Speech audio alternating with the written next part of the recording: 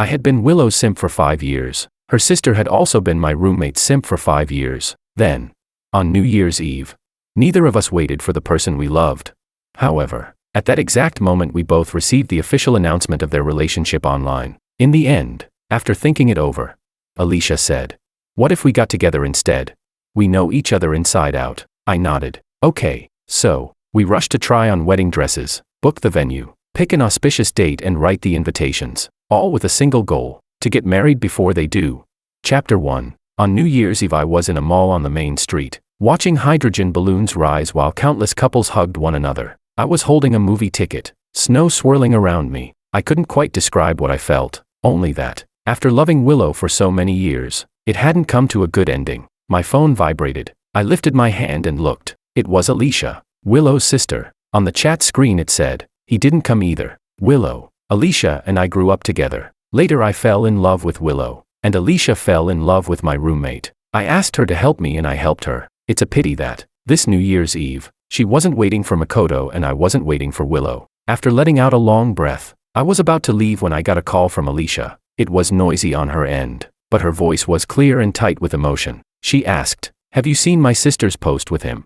In that moment a bad feeling washed over me. The hand holding the phone and the other hovering above the screen didn't dare tap. It felt as though the moment I opened the post everything would change. I opened it in the end. Tonight plenty of people were showing off their love with photos, so a quick swipe was enough to see it. When I saw the picture, confusion outweighed grief, because the image they uploaded showed the two of them in their school uniforms. In the photo Willow and Makoto are in the school courtyard, smiling at the camera and flashing the V sign. They look so happy. Yet when Willow and I took pictures together she almost never smiled. Makoto never wanted photos with Alicia, either. Makoto had been my classmate in high school. For a while I lived on campus and often ate with Willow and Alicia in the cafeteria. Makoto came with me and, spending time together, grew close to them. But when did they confess to each other? How is it that Alicia and I look like fools, like moths drawn to a flame? For a long time I couldn't speak. Something was stuck in my throat and I felt terribly low. Alicia's call was still connected, but she wasn't speaking either. At last she asked, "Are you still at the theater?"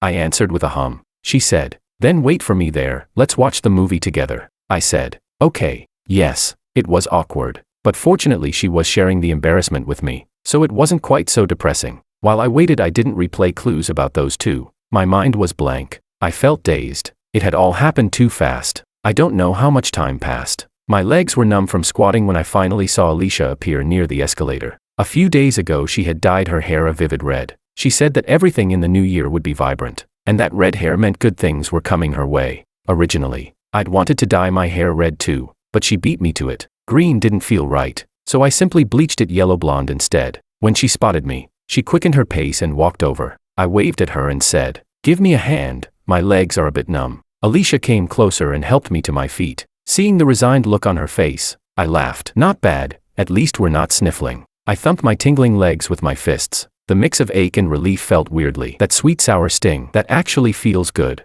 She rolled her eyes. "So are you," she shot back. I flicked my hand. Come on, it's almost time." By tacit agreement, we didn't bring it up again. After the movie, I walked her home. Once I'd washed up, I finally saw the message Makoto had sent me. "George, I'm with Willow now. You okay?" I shut my eyes, flopped onto the bed in irritation, and texted back with a blank face, "I'm fine. Who he's with is his business, even if that person is Willow." But I'd treated him like a bro, sharing every scrap of progress in my chase after Willow. He'd even offered me enthusiastic advice. After all these years of pursuing her, they're the ones who end up together. Rage almost filled my chest. I wasn't angry that I hadn't won Willow. Chasing her never meant she had to say yes. She's free to choose. What infuriated me was that Makoto never once told me he was after Willow too. While I was pouring my heart out to him, what was he thinking? Was he laughing at how far above my weight I was punching? Suddenly he felt like a stranger, and a hateful one at that, almost as if he'd guessed how I'd respond. He replied, "Sorry, George, I'm really relieved you're not mad. I never meant to keep it from you, I just couldn't figure out how to start the conversation." The text was too long. I had no interest in reading it carefully. He finished with, "George, how about barbecue at that place on Central Street tomorrow? My treat." He was probing, testing whether I was angry, but we weren't brothers anymore. Let him think what he likes. It doesn't matter. I wrote back, "Not interested. I'm tired. Going to sleep."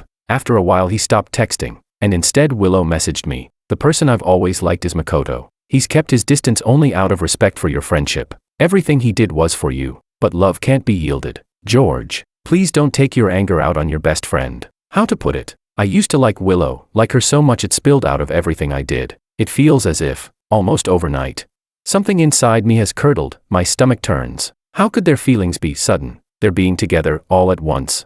Yet they looked at Alicia and me like a pair of clowns, enjoying the way we doted on them. Then turning around to say, thanks for liking me, but I don't like you. I can accept any outcome. But I can't accept that the woman I've adored for so many years has turned out to be a scumbag. I didn't reply. Instead, I screenshotted both their messages and sent them to Alicia, adding, did you get these too? A while later Alicia sent me hers. It was Makoto's. Pretty much a thanks for liking me all these years speech. Alicia said, tell me, 5 whole years and he never once told me he liked my sister. George, we're not that pathetic, are we, knowing they like each other and still liking them? We chased for 5 years, but we'd like them for even longer, I answered. I'm just damn unlucky to have met them. Honestly, I don't ever want to see them again. But chances are I'll run into them tomorrow, and when I do, I'll still have to say, it's fine, it's okay, whatever. It feels fake, but they need to hear it to feel happy, feel justified. Typing that out, frustration surged. I wanted to delete them both and block them. Alicia replied, same here. Just now my sister even knocked on my door to ask if I was asleep. I kept quiet. I'm exhausted just thinking about it. Sad, sure, but after liking him so many years, I can accept it. What really hurts is, why does it have to be those two? Why do they get to do this? Suddenly an idea popped into my head. The very next second Alicia called. Since we were kids the two of us have been restless, wild imagined, our crazy schemes always in sync. I said. You go first, she said. No, you. I pursed my lips. You say it. With a little snort she said. Then how about we pair up? We already know each other inside out. I was silent for a beat. She couldn't see it, but I nodded. Deal. We've got to get married before they do, she said. Deal, I answered. Leave it to me. Chapter 2. Early the next morning, Mrs. Lu pounded anxiously on Alicia's bedroom door, each knock louder than a death chime. Alicia yanked the door open, voice full of irritation, cheeks puffed out. Mom, what are you doing? It's the crack of dawn. She hadn't even finished when Mrs. Lu, trembling with excitement, cut her off. Hurry up and wash your face and get downstairs, quick. Your boyfriend is here to make a formal proposal. Alicia let out a stunned huh, and glanced down the staircase. Our eyes locked. She was bleary-eyed, hair in a wild tangle, still wearing pure prison chic pajamas emblazoned with the single giant character prisoner. Before I could say a word, she jolted, darted back into her room and slammed the door. When Alicia finally came downstairs, she had washed up, done her makeup, and changed clothes. My mom saw her and waved gently. Alicia, come have some breakfast first. Your uncle and I picked it up from the tea house. Then she turned to Mrs. Lu with an apologetic smile. I'm so sorry we dropped by on such short notice. Hope we didn't frighten you. Mrs. Lu answered. Oh, what are you talking about? We've watched these two kids grow up. If they want to make the families even closer, I couldn't be happier. Mr. Lu chimed in. Exactly, our families know each other inside and out. No need for a mountain of formalities. Alicia muttered. You work fast. Huh? She sat beside me and picked up a shrimp dumpling. I replied. Weren't you the one who said we have to beat them to it? I promised you, so of course I moved right away. She just raised her brows and said nothing. The two sets of parents were off to the side, talking hot and heavy about the wedding plans. Before Alicia and I could get a word in, my mom clapped her hands and declared, I think the 5th day of the new year is perfect, an auspicious day for weddings. Mrs. Lu agreed. Yes, a lucky day. My mom nodded. Great, then it's settled. Alicia and I stared, dumbfounded, trading a glance. Why are they more anxious than we are? She leaned close to my ear and whispered, both sides probably think we might bolt. Come to think of it, she had a point. My mom's always nagging me. Why do young people these days seem less and less willing to get married? Chapter 3. These days Alicia and I were busy trying on wedding gowns, picking venues and drafting invitations. Willow and Makoto had gone traveling in Sea City, posting one blissful update a day. While I waited for Alicia to change dresses, I stared at the sea behind them in the photo and drifted off for a moment. The plan to visit Sea City with Willow had been made long ago. I'd even told Makoto about it. Sea City is a coastal town. Once, Willow and I had come across a blogger's video of it, both of us fascinated, and we'd agreed to go together when we had time. My idea was to take her as soon as the holidays started, but that day Makoto suddenly came down with appendicitis, so I rushed him to hospital and the plan was put on hold. I never expected that the two who finally went would be them. Alicia asked, What are you looking at? She was wearing an all-white wedding dress, a faint smile on her face. I didn't hide anything, just flipped my phone for her to see. She reached for the zipper. When she looked up I said, "Let me help." After I zipped her up, she finished reading, put my phone back and asked, "Shall we go?" I stared, totally baffled. "Go where?" She blinked. "Will you go there with me?" I shook my head, then nodded. "Sure." Although Alicia and Willow are twins, after a while you realize they're easy to tell apart. Willow is the lofty, cool, hard to approach type. Alicia's eyes take after Mrs. Lou's, crescent-shaped when she smiles, bright and lovely, her nature gentle yet lively. I said firmly, "Yes, I'll go, but not because they went, rather because I've wanted to for ages." I know," Alicia said, linking her arm through mine as we walked to the mirror. In the full-length glass we looked like a perfectly matched couple. A shop assistant standing nearby chimed in at just the right moment. "Miss, sir, you're the very picture of a talented gentleman and beautiful lady." Alicia lifted her eyes to me. "How about this set? Does it look good?" I thought for a second, frowning a little. "Honestly, it still isn't stunning enough. For you it's missing that final spark." Alicia couldn't help laughing. Beneath the crystal chandelier her eyes were filled with star-like glitter. Another clerk asked, "Sir, miss, are any of these gowns and suits to your liking?" The store manager stepped forward, saw the hesitation in our eyes and said carefully, "Here's the situation. In a few days several gowns will arrive from overseas. Would the two of you be able to wait? I guarantee they're absolute showpieces. We have the designers' images here, and we can explain their concepts to you." She added, "Over here, would that be convenient?" I looked at Alicia for her opinion. She nodded. I smiled. "All right, we'll wait." Chapter 4. A few days later the new gowns arrived, and the manager phoned to tell us to come in and try them on. Alicia said something had come up and she wasn't at home, so I didn't need to pick her up, just wait for her at the boutique. I had only stepped out the door when Makoto came toward me, cheeks ruddy with good spirits, a shopping bag in his hand. Seeing I was on my way out, he asked offhandedly, "George, heading somewhere?" I ignored the question and asked what he wanted. He grinned and handed me the bag. "Brought you some local treats. You know, George, Sea City is exactly like that video you sent me. The sea stretches on forever. It's perfect for taking girlfriend shoots. Every frame comes out great. Oh, why didn't you answer my messages?" His tone wasn't smug or showy, just casually sharing his trip with Willow, like any guy recounting a holiday with his girlfriend to his best buddy. I looked at this person I'd known for years. We were standing so close, yet it felt as if I'd never known him at all. Suddenly his chatter broke off. When I took the bag, I slipped the ring box I was holding into my pocket. His expression turned a touch peculiar. "George, when did you buy a ring?" Returning it. "If I'd told you sooner, you wouldn't have had to." Clearly Makoto had misunderstood, thinking it was the ring I'd planned to give Willow. But this ring was for Alicia, because our wedding was so rushed. We had skipped any formal engagement, but I still didn't want to cut corners, so I'd had this ring custom made. I said flatly, "No." Makoto sighed. "George, some things you really have to let." He opened his mouth again. I cut him short, smiling with only my lips. "I'm getting married." "What?" he blurted, stunned. The moment the words left me, his face froze. "Impossible, it's so fast." "Have you really gotten over Willow?" Realizing what he'd just said, his expression soured. He stared at me in confusion. Inside, I felt nothing, only regret at my poor judge of character. He was sure I couldn't forget Willow so quickly, yet he still chose to flaunt his sweet moments with her in front of me. He patted my shoulder, guilt written all over his face. "Ah, there I go saying the wrong thing again." "George, please don't get mad. When you get married, let us be your groomsmen." "Yeah."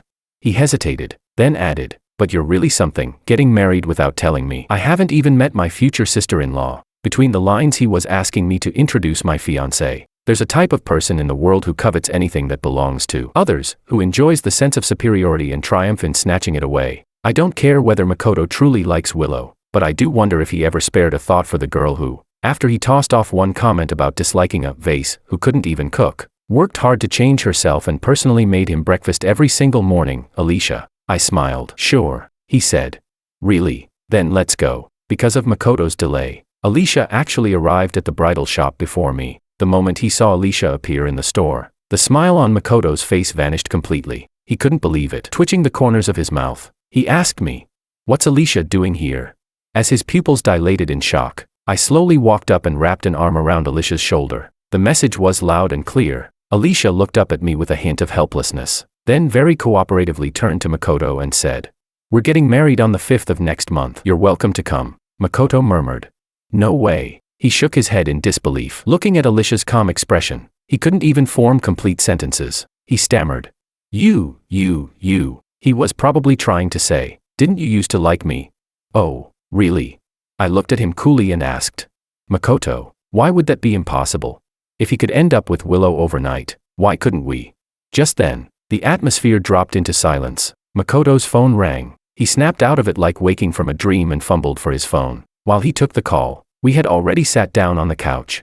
And the clerk had started laying out a row of newly arrived wedding dresses in front of us. I picked a piece of fruit from the platter and popped it into my mouth. Pointing at Makoto's pale face, I said to Alicia, look, even he knows he crossed the line. There's no such thing as truly feeling what someone else feels. I rubbed my chin and asked, hey, you think maybe he still likes you?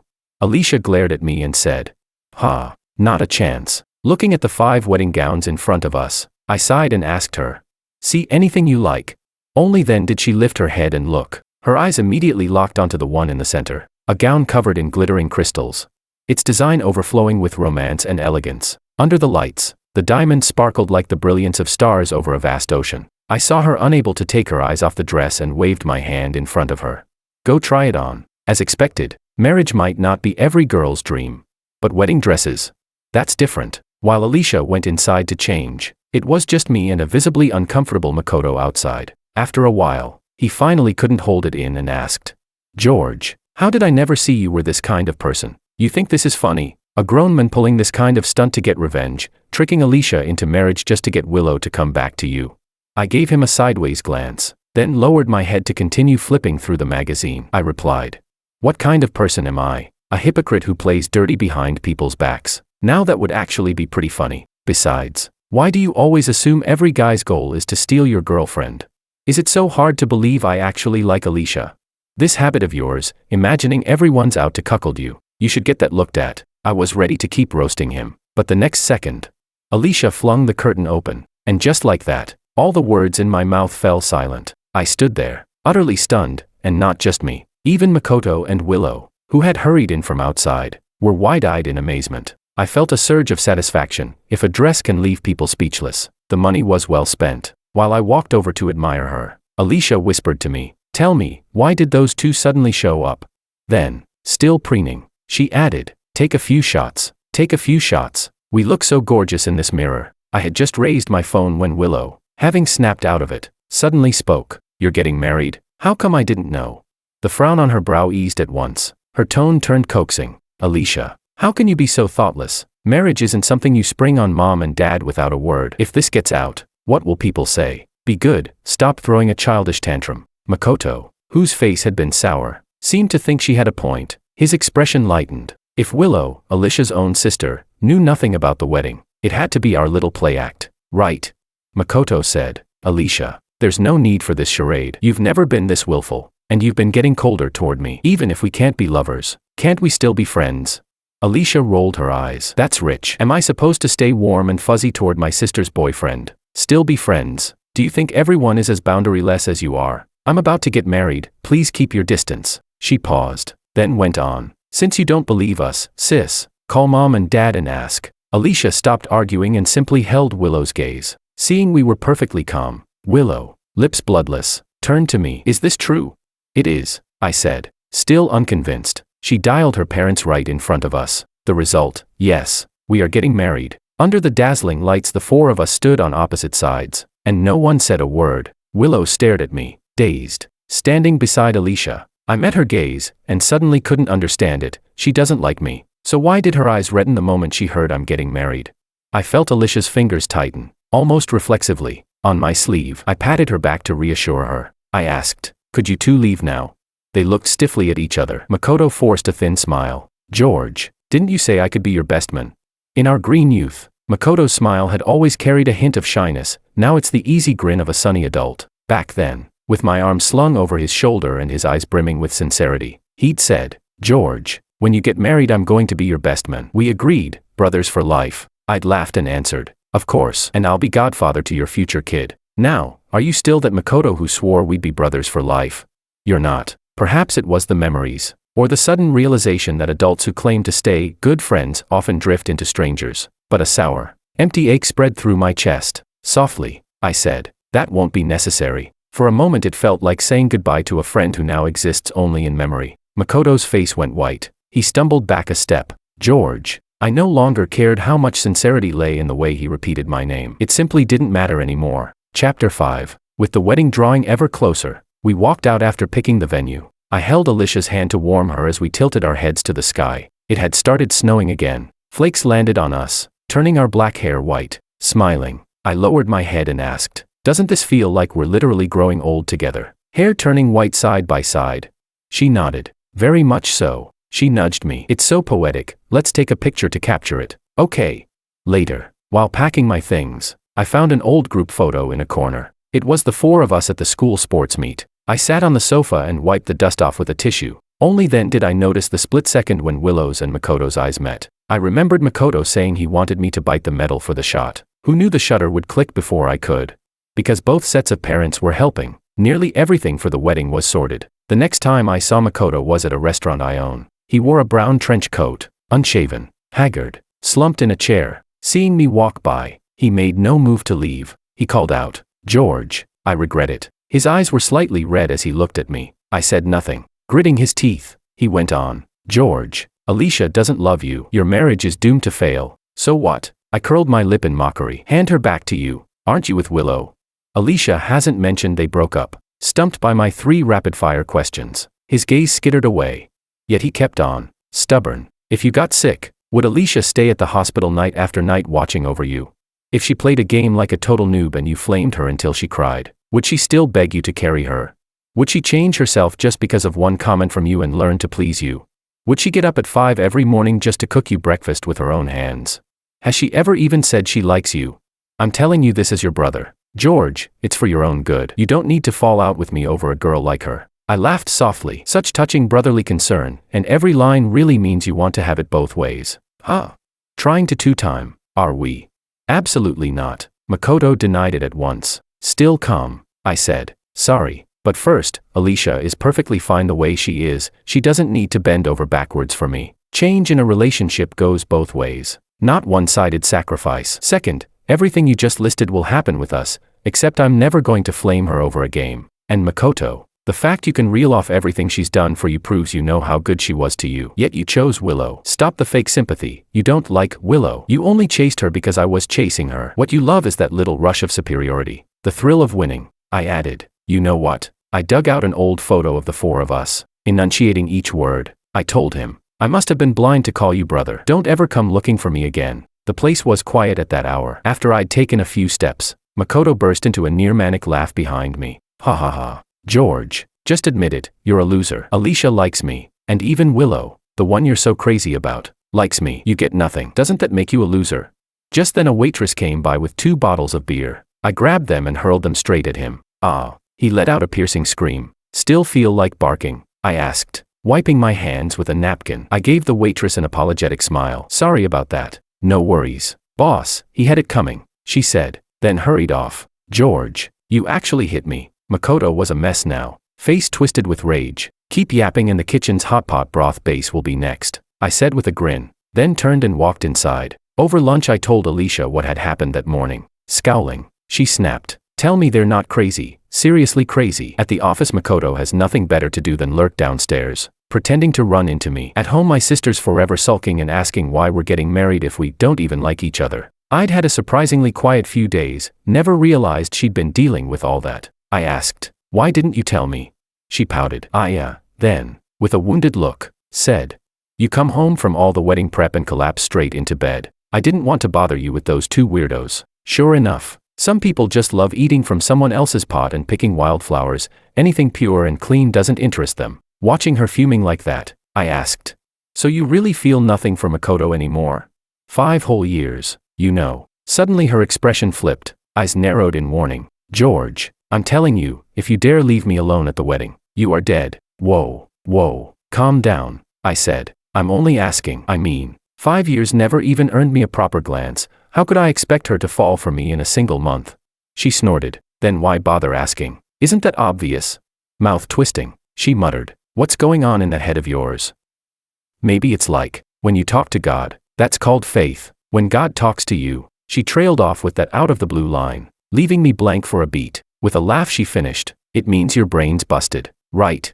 What meme is that now? I asked. Game tonight, duo Q. You play marksman. Oh, ho ho ho. I gave her a sidelong look. Chapter 6. That night I'd been out with some old friends until after midnight. A few drinks had left me more than a little tipsy. I was sprawled on the sofa when, in a dream, someone kept pounding my doorbell, like the Grim Reaper on a deadline. All at once my mind surfaced and I opened my eyes. The bell outside was still ringing. Not a dream. I got up, unsteady, leaned against the wall and wobbled to the door. The moment I opened it I found Willow, bad luck wrapped in human skin. Dad always said a wedding is a joyful affair, and joy mustn't be polluted by ill omens. Frowning, I started to close the door, but Willow clung to the frame and wouldn't let go. Red-eyed, she asked, "George, are you serious? Are you really going to marry Alicia? Have you thought this through?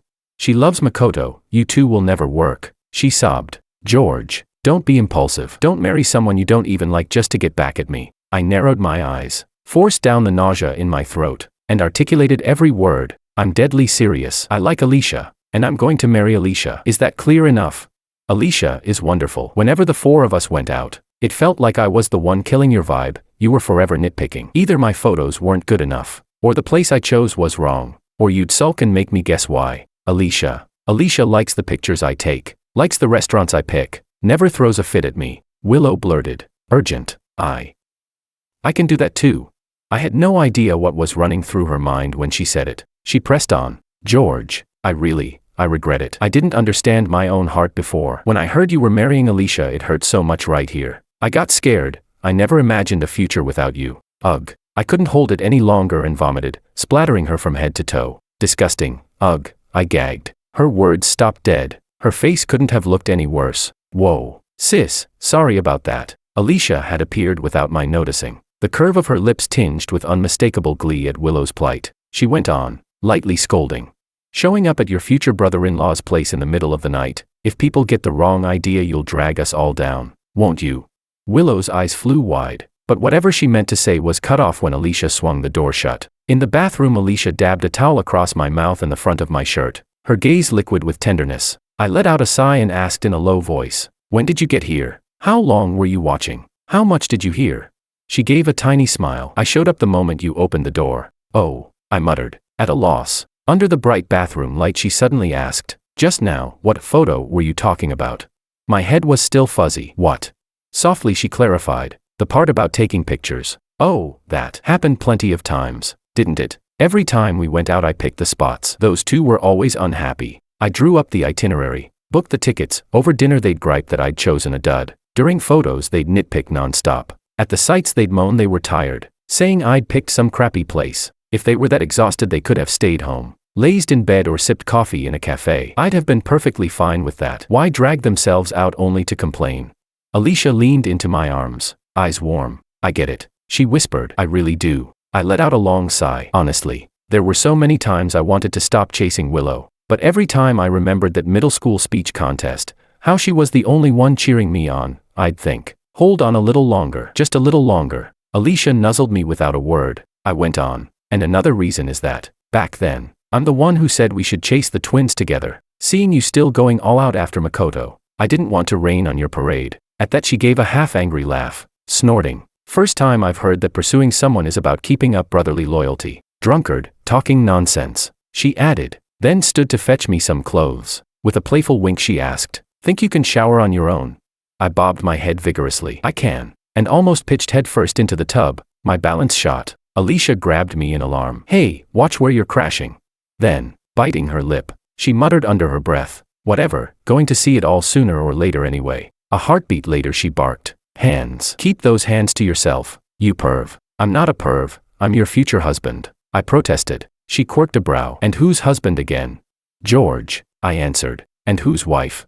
"Alicia," I said. Chapter 7. On our wedding day Alicia and I were both terrified the other might bolt, so we made each other stay on video call right up until the ceremony began. Once it started, Mr. Liu took Alicia's hand and led her, step by step, toward me. He placed her hand into mine. Her slender fingers were warm and soft, and as I looked at the smiling woman in front of me I thought, Willow and Makoto were right about one thing. At first Alicia and I got together simply to make a pair, to keep all those years of one-sided devotion from looking quite so pathetic. But later, we truly did want to walk to the end together. Our minds clicked. The give and take ran both ways. If we went hiking, no one complained about whose idea it was. We enjoyed the scenery, snapped photos, and climbed all the way to the summit together.